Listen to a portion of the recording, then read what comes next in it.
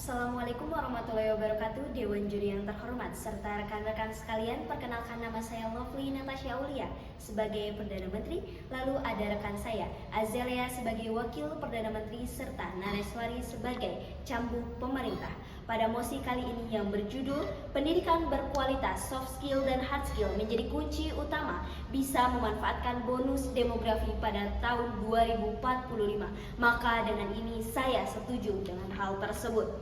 Soft skill sendiri merupakan kemampuan yang cenderung kepada keterampilan sosial, komunikasi, kecerdasan sosial, dan pengembangan emosional. Sedangkan hard skill merupakan kemampuan yang bisa dipelajari secara berulang kali melalui pendidikan dan juga latihan. Usia produktif itu mencapai dari 15 sampai 64 tahun. Dan kemampuan hard skill seseorang menjalankan tugasnya, sementara soft skill sebagai manajerial dalam berinteraksi, berkolaborasi, dan memimpin di lingkungan kerja. Hard skill dikenal sebagai aspek kognitif dan soft skill dikenal sebagai aspek interpersonal skill. Untuk pengoptimalan pekerjaan, oleh karena itu dibutuhkan hard skill dan juga soft skill untuk dikolaborasikan keduanya. Dalam hard skill, kita bisa mengenal yang namanya Microsoft dan juga pemrograman. Lalu untuk soft skill, kita bisa mengenal bagaimana cara berpikir kritis, manajemen waktu, bahkan problem solving, itu termasuk ke dalam soft skill. Dalam dunia pekerjaan atau dalam CV-CV yang berada di dunia luar, dibutuhkan hard dan soft skill untuk penempatan pengenalan diri sebagai penilaian para perusahaan agar kita bisa diterima atau layak menjadi pekerja di perusahaan tersebut. Bahkan teknologi menjadi salah satu hal yang bisa membantu kita dalam meningkatkan kinerja manusia. Bahkan seharusnya kinerja manusia bisa menyetarakan teknologi yang ada sehingga memajukan Indonesia generasi emas tahun 2045. Generasi emas Indonesia tahun 2045 juga harus mempertimbangkan dunia kerja seseorang untuk melihat karakter dari seseorang tersebut dari halnya mentalitas dan juga lokalitas. Mentalitas terhadap disiplin waktu dan menghargai waktu, lalu lokalitas terhadap menghargai suatu tempat ataupun kita menghargai beberapa orang yang berada di dalamnya.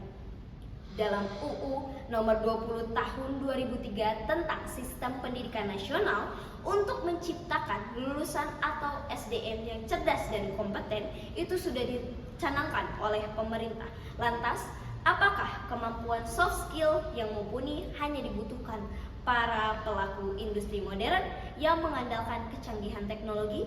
Tentunya, pemerintah Indonesia telah memikirkan hal ini dari jauh-jauh sebelum kita memikirkan hal tersebut. Pemerintah Indonesia sejak tahun 2015 gencar membuka pendidikan vokasi dibanding fakultas pada jenjang pendidikan universitas dengan tujuan mempersiapkan sebanyak mungkin angkatan kerja yang relatif untuk siap bekerja. Dirjen Pendidikan Vokasi Kemendikbud Wikan Sakarinto menilai bahwa lulusan vokasi yang menganggur itu dikarenakan kemampuannya yang hanya didominasi oleh hard skill. Sedangkan dalam dunia bekerja, antara hard skill dan juga soft skill itu harus terdapat keseimbangan di antara keduanya. Indonesia juga telah mencanangkan kurikulum pendidikan nasional dengan nama STEAM atau yang terdiri dari sains, teknologi, mesin, seni, dan juga matematika, merupakan sebuah pendekatan pembelajaran kurikulum pendidikan nasional untuk mendorong siswa agar bisa berpikiran luas dan bisa siap untuk kerja di dunia kerja nantinya. Dan 55,8% perusahaan Jepang yang berada di Indonesia ataupun di luar Indonesia merasakan ketidakpuasannya atas kinerja produktivitas warga Indonesia.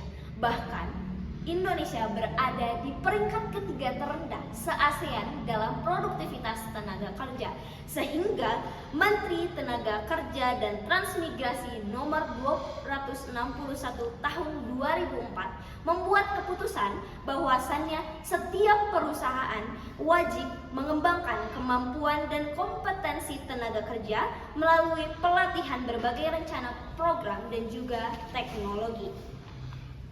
Selain itu, konsep taksonomi Bloom mengungkapkan bahwasannya pembelajaran itu melalui 3 aspek. Yang pertama, ada aspek intelektual atau kognitif. Yang kedua, ada aspek perasaan atau afektif. Dan yang ketiga, ada aspek keterampilan atau psikomotorik. Dalam Roadmap Making Indonesia 4.0, Kementerian Perindustrian salah satu dari 10 prioritas kebijakan itu mengungkapkan bahwasannya untuk mempercepat perkembangan industri adalah dengan peningkatan sumber daya manusia. Dengan peningkatan sumber daya manusia, maka hard skill dan soft skill bisa kita dapatkan sehingga bonus demografi pada tahun 2045 bisa kita dapatkan.